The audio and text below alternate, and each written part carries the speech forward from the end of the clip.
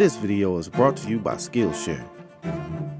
Hello, I'm 1000. I'm an artist from Southwest Michigan. Today, we're gonna be doing a deep dive into Leonardo Da Vinci's The Last Supper. Why, you may ask? Well, in the past, I've had some commissions for paintings, and one of them, a dude was like, hey, I want you to recreate dogs playing poker in your style. And then later, somebody else was like, hey, I want you to recreate Washington crossing the Delaware in your style. I personally thought these were very strange and peculiar requests, but then when I actually sat down to do these paintings, I had a total blast. Ever since those commissioned pieces, I've wanted to take on a bit more of an ambitious, famous art recreation. So my plan is, I am going to recreate Leonardo da Vinci's The Last Supper in my own style. Also, when I do get down to recreating this painting, I want you guys' help. You know, I recently designed those Vivid Kingdoms playing cards. All along the way, you guys gave me like tons of awesome tips, great ideas, you voted on polls, and it was just like such a fun way for me to create an art project, riffing off of you guys, like involving the community, a huge collaboration, and I'd really love to do that with this piece as well. So, in the back of your head, you guys should be thinking of like crazy ideas that I can do to flip this painting on its head. But before we get into making this painting, I think we need to dive into the history of it, the man who created it, the hidden symbolism and messages in it, and even some of the kooky conspiracies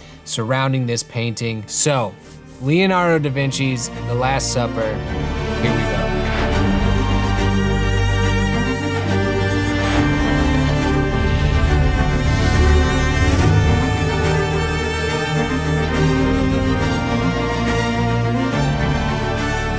The Last Supper was painted by Renaissance superhero Leonardo da Vinci. Probably most of us know a thing or two about Leonardo, but he did art, science, music, freaking astronomy. He was a naturalist. He was obsessed with how things work. He was honestly one of the most curious people who has ever walked this earth. The guy was just a general badass at like almost everything he touched. They also say that he was like a pretty handsome dude, good at singing, and like a mesmerizing conversationalist. Honestly, I bet you this dude had like hella haters. Like, oh, Leonardo, why are you so perfect at everything? The Last Supper is painted in the refectory at the convent of Santa Maria delle Grazie in Milan, Italy. Sorry for my Italian pronunciation. For those Italian people watching this video right now, my humblest apologies. There's a lot more Italian words coming, so bear with me. The Last Supper is one of the world's most famous paintings, and it's said to be the most famous painting with Jesus in it, which is saying a lot, because there's a lot of paintings with Jesus in it. If this was an album, it would have went like 50 times platinum by now. Not to mention Leonardo's other greatest hits like the freaking Mona Lisa, Vitruvian Man, straight bops. That new Leonardo mixtape is popping. The Last Supper depicts Jesus' last meal with his 12 disciples before his crucifixion, and even more specifically, the moment when Jesus absolutely spills the tea on Judas and is like, yo, one of you 12 disciples is gonna betray me. And everybody's like, oh, everybody's absolutely shook in this painting because Jesus is just dropping bombs on them. Something I didn't know before I started researching this is the painting's size. It's like way bigger than I thought it was. I thought it was like maybe this size, like 6 foot maybe. It's actually a mural. The mural is 15 feet by 29 feet wide, straight up massive. I had no idea my boy Leonardo was out here painting murals. Oh, I wonder what he would have done with the spray can. One can only ponder. Anyway, let's talk about how and why this thing was made.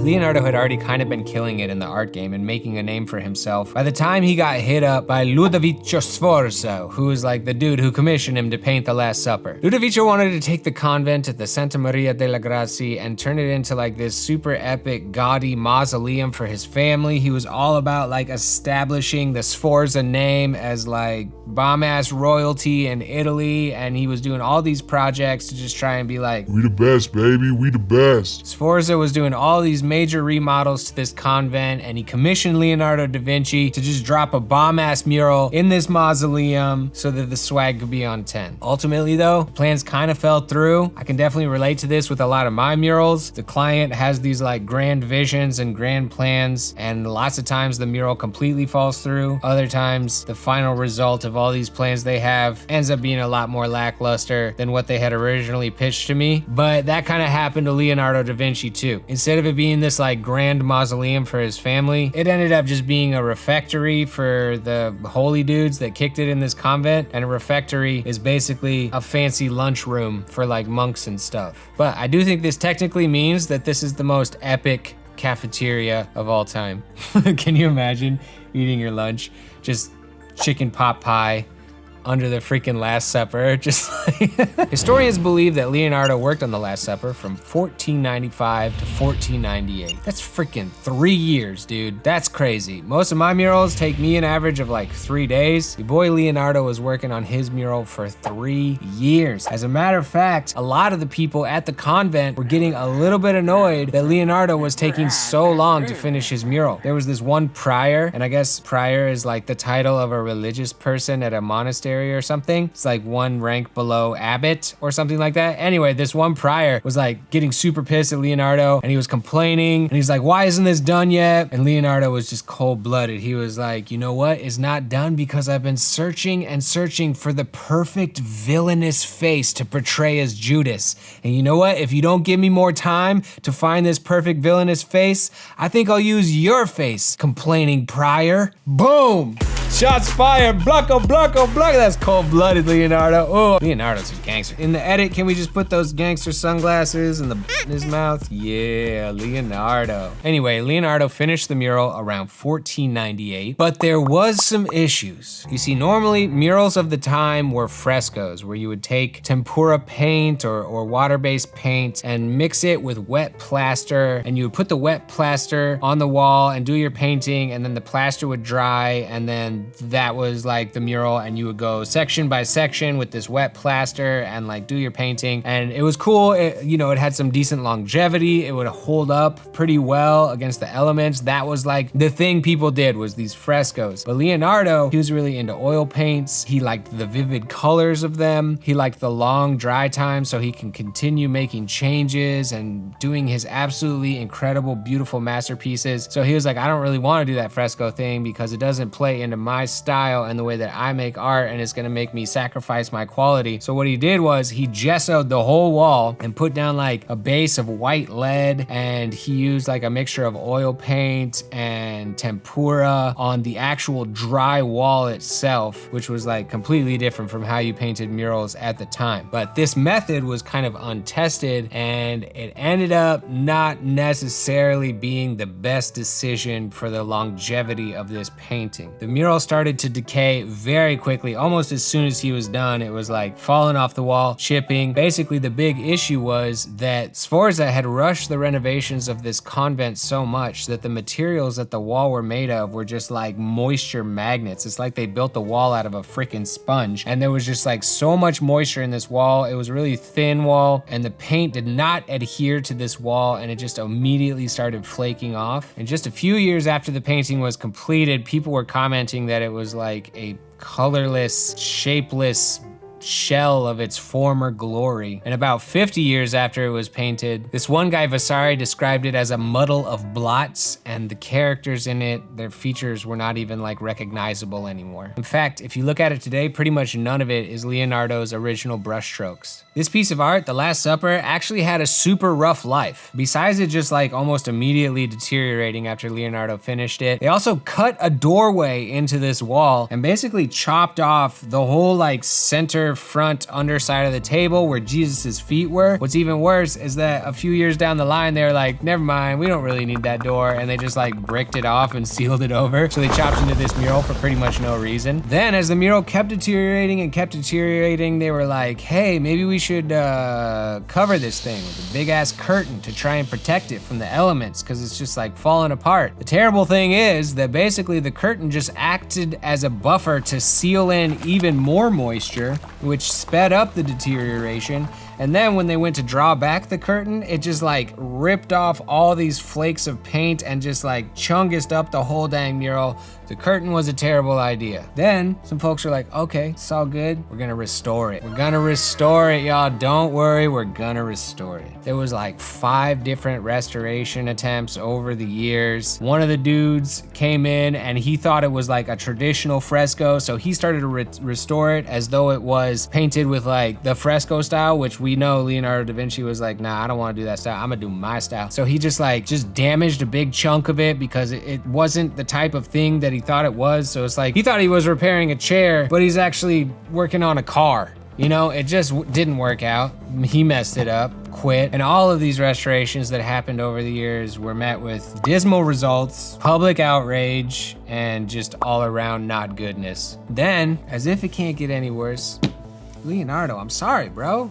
World War II happened. The Allies dropped bombs on this convent. The people had the foresight to kind of like cover the mural with sandbags and stuff to protect it from shrapnel and bomb fragments and flying rubble and stuff. But the actual vibrations from the bombs like shook it so much that it damaged it even more. And like a whole wall and windows had like fallen down. So it was completely exposed to the elements. And yeah, bad news all around for this piece. Finally, by the late 1970s, the piece was so badly deteriorated that an absolutely major restoration project was launched. They removed all the previous botched restoration attempts. They carefully and meticulously cleaned it and removed smoke and soot and pollutants and dust and dirt and just in there with the tiny little freaking toothbrush. I don't know how they do it. So they cleaned it. They used modern technology, or modern for the time, with like, I don't know, infrareds and microscopes and science stuff, and analyzed the piece, and they tried to restore it as best they could. That whole restoration process took 21 years, from 1978 all the way till 1999. That's crazy. Like, if a baby was born on the day that they started this restoration, by the time they finished it, that baby could be having their first beer down at the bar. That's some serious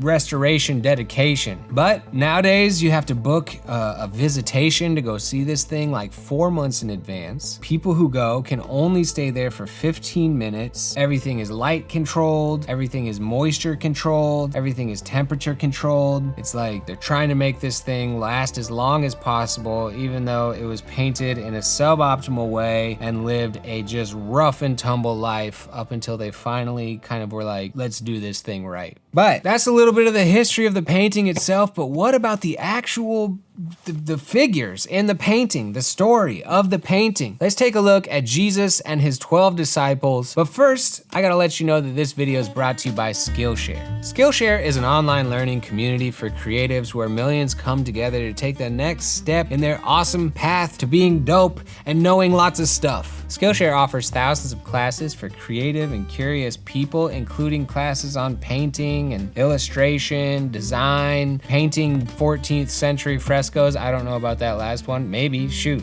I wouldn't be surprised. I was over on Skillshare checking out some of their classes, and one that I think you guys will really like is from my boy Jazza, fellow artist, fellow YouTuber. He's got a couple classes over there, but the one I was really looking at was Mastering Illustration, Sketching, Inking, and Color Essentials. He takes you through his full process and gives you a bunch of awesome tips along the way on being a dope illustrator. Skillshare is curated specifically for learning, meaning there's no ads, and they're always launching new premium classes. So here's the deal. Skillshare is gonna hook you up. The first 1,000 of my subscribers to click the link in the description will get a 1-month free trial of Skillshare so you can start exploring your creativity today. 1 month. Go learn some stuff, y'all. That's super dope. Thank you, Skillshare, for sponsoring this video. All right, back to the Last Supper.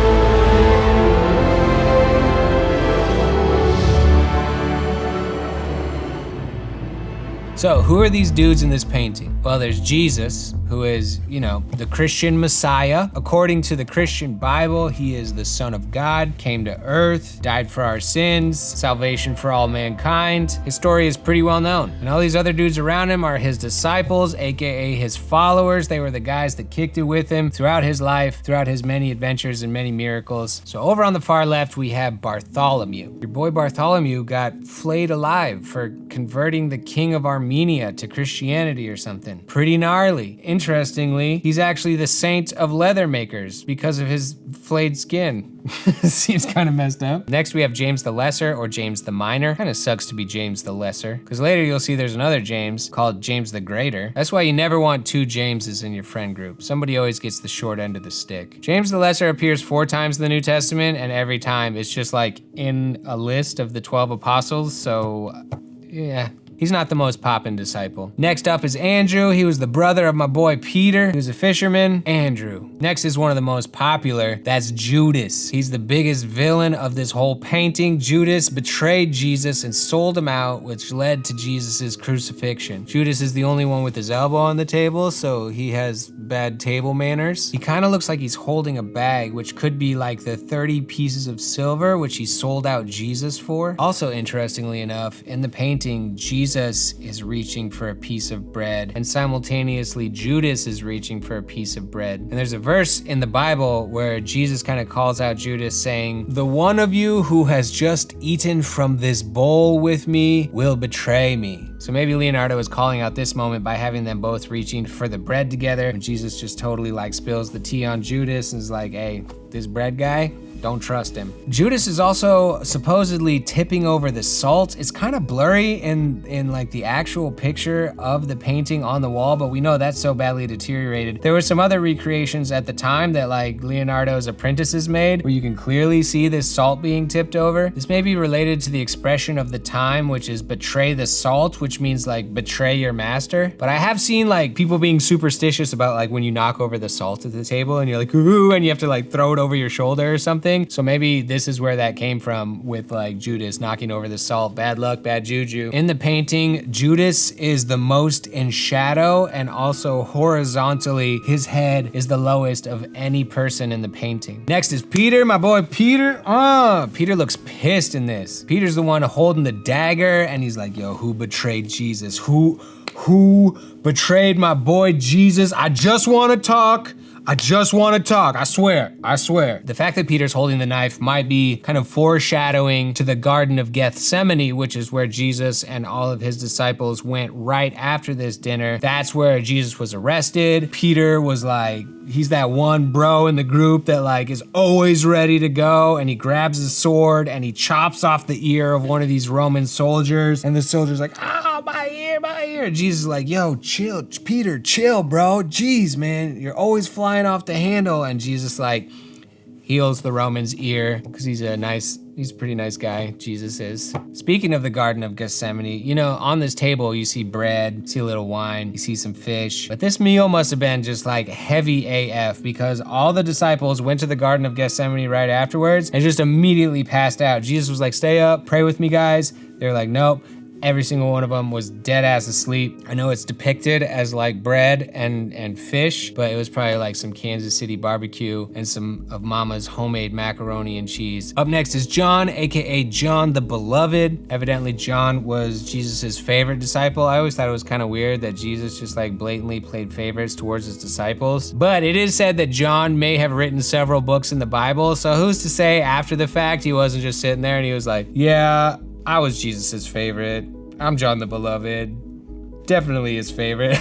Then we have Thomas. Thomas is doing one of these. He's like, He's got kind of an incredulous look going on. This might be playing into the whole like doubting Thomas thing that he did after Jesus' resurrection. Then we have James the Greater. This guy must have just been overall cooler than James the Lesser. Or maybe he just hit the gym more. I mean, in this painting, his chest does look freaking broad AF. They should have called him James the Swoller. I don't know. But this guy is said to be like the first disciple of Jesus. So maybe he was the first James. So he got to be James the Greater. And then this other James came along later and they're just like, he's James the Lesser. I still feel bad for James the Lesser. Then we have Philip. I guess Philip helped spread the gospel to the Greeks. He was later crucified. I mean, almost all these guys met very grisly and untimely demises. That's stuff like straight out of Game of Thrones, except for John the Beloved. He's like the only disciple who died of natural causes. Up next is Matthew, aka Levi, I believe. Matthew was a tax collector, and back in those days, tax collectors were like even more hated than they are now. That just kind of kept up with the theme of Jesus liking to hang out with the people who had lots of haters, the lowest members of society. Next is Jude, aka Thaddeus, aka Jude of James, aka Jude Thaddeus. Thaddeus, aka Judas Thaddeus, aka Labius. This dude has more AKAs than me, and that's saying something. Jude may have been the brother of Jesus. The jury's kind of out on that. Catholics generally believe he is the brother of Jesus. Protestants generally believe he's not the brother of Jesus. I don't know. I don't know why it's particularly very important. I think in this painting, Leonardo actually did a self-portrait of himself as Jude. I think he's actually the model for that guy. And lastly, we have Simon, aka Simon the Zealot, not to be confused with Simon Peter. Very little is known about Simon the Zealot. He's a very kind of ambiguous character. Everything I read, people just have like all these debating, contradictory beliefs about this dude, Simon the Zealot. Even in this painting, his face seems to be the most blurry out of all of the disciples. That's probably because of botched restoration jobs, but I don't know. Simon the Zealot is just kind of an enigma, but he's there. Another interesting fact about this painting is the food. You got bread there, you got wine there, that's kind of obvious, but scholars go back and forth about this fish that's on these plates. Some people are like, oh, it's eel, and other people are like, oh, it's herring. And in Italian, the word for eel is aringa, which can also mean religious indoctrination in Italian. On the other side of that, the word herring in Italian is renga, which is someone who denies religion. So you got aringa, people who support religion, ringa, someone who denies religion. Side note, herring, heretic, coincidence? I think not. On a related note, something that makes this piece really unique is the halos, or should I say lack of halos. You see, at the time that Leonardo da Vinci painted this piece, tons of other artists had done their version of the Last Supper. But this was the very first version, Leonardo's version, where there was no halos on any of these dudes. Now, scholars say that, Leonardo was portraying these guys as average men, which may play into his religious beliefs because he believed in science, he believed in nature above all. Nature was his religion. But he did all these like religious, biblical, Christian portraits all throughout his painting career. So maybe him depicting them without halos was his way of kind of subverting that and showing what his true beliefs were. So was Leonardo eating the eel or was he eating the herring? Religious indoctrination? Someone who denies religion. Ooh. Another detail in this painting is the recurring use of the number 3. The number 3 is very important in the Christian Bible. All of the 12 disciples are in small groups of 3. There's 3 big windows in the background of the painting, and your boy Jesus looks like a straight up triangle, which can all symbolize the Holy Trinity, God the Father, God the Son, God the Holy Spirit, which is like the main crux of the Bible in general. People have been analyzing this painting for centuries, which of course leads to some awesome conspiracy theories. So let's take a look at some of those.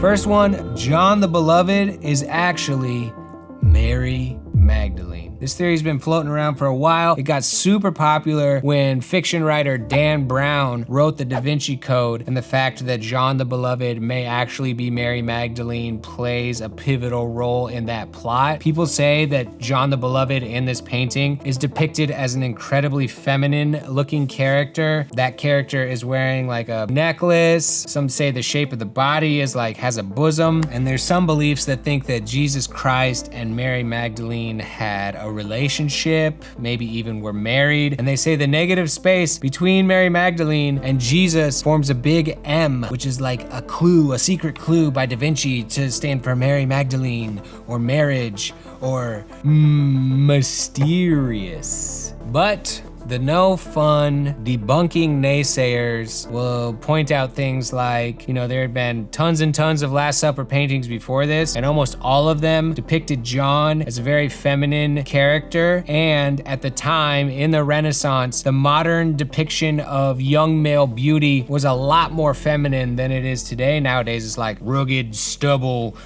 punching cowboy, strong lifting weight man, but back then it was like way more feminine, way more soft, genteel. That's what young, handsome dudes look like, according to pop culture at the time. And Leonardo da Vinci had done a lot of other paintings before where the gender lines were pretty blurred and his male characters looked pretty feminine, including this painting of John the Baptist. I was watching this other video where they were saying Leonardo da Vinci was a part of this like secret society, and the Last Supper is filled with tons of symbolism relating to the Knights Templar, and the Knights Templar believed that Jesus and Mary Magdalene had like a holy sexual relationship, and they kind of praise John the Baptist above like Jesus. And if you look at Thomas, he's doing the like finger up with like an angry look at his face directly towards Jesus. And I guess this is like the gesture of John the Baptist is like the one finger up. You can even see that Leonardo painted that same gesture in his portrait of John the Baptist. And there's all this secret society stuff. And in the painting, Da Vinci hides himself, a portrait of himself as one of the 12 disciples. And the disciple that's represented by Da Vinci has his back completely turned on Jesus, which feeds into this Templar thing and his denial of religion, and the rabbit hole goes deep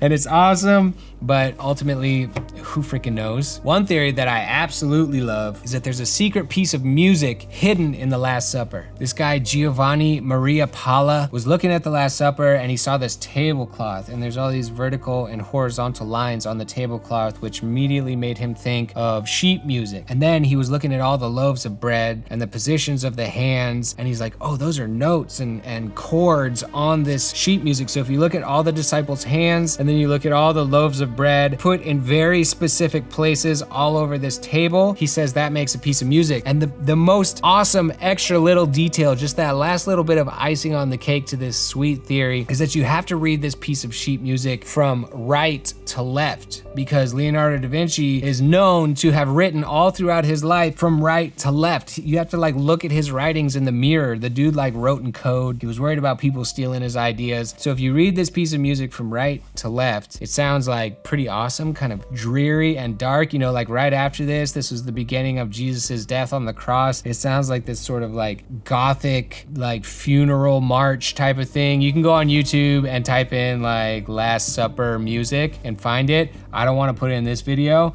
I don't want like a 14th century copyright claim, but it's pretty awesome. You should go listen to it. Maybe when I make my version of the Last Supper, I'll hide the sheet music for Rick Astley's Never Gonna Give You Up, so that every time you look at my painting, you'll be subconsciously getting rickrolled.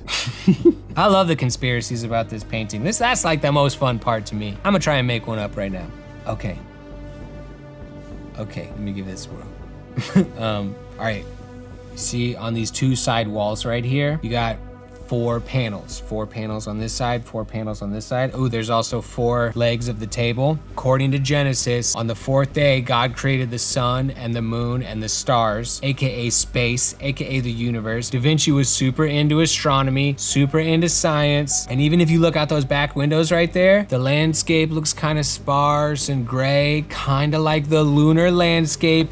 Therefore, this painting is predicting the 1969 NASA mission to the moon. We all know how real that was.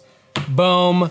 Leonardo da Vinci predicted the space race. Confirmed, 100%. I mean, look, even James the Greater has strong arms.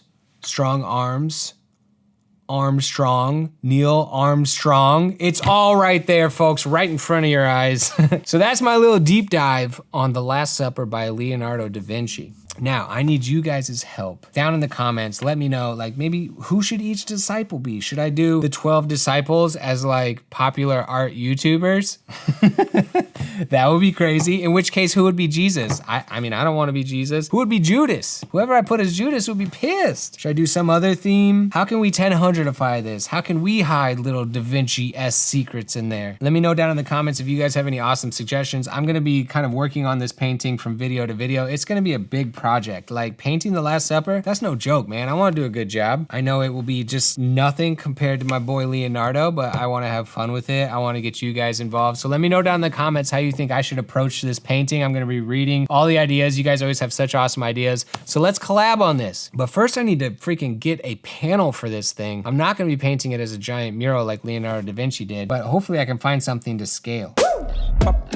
All right, I am just about to head down to Home Depot to get a bunch of wood and stuff to start building a big canvas panel thing that I can paint my version of The Last Supper on. A huge thank you to my patrons. Don't forget, guys, let me know if you have some ideas of how I can flip the script on The Last Supper. My main idea right now is to do it as YouTubers. I think that would be pretty crazy, but there might be better ideas out there. So that's why I'm turning to you guys. Let me know, let me know, let me know. This whole group collectively has some crazy good ideas. You guys are way smarter than I am, so let me know down in the comments. I think this project's gonna be super fun. I think my YouTube schedule, I have like a couple videos already booked for the next couple weeks, so the next Last Supper might be in like 3 weeks or something. I don't know, we'll see how the schedule plays out. Thank you guys for watching this video. It's very different. It's like an in-depth analysis. I have literally never done anything like that on this channel. Let me know down in the comments if you like this kind of content. I like to learn about subjects and do deep dives on stuff, but I'm 1000. I will catch you guys on the next one. Thanks. Subscribe, please.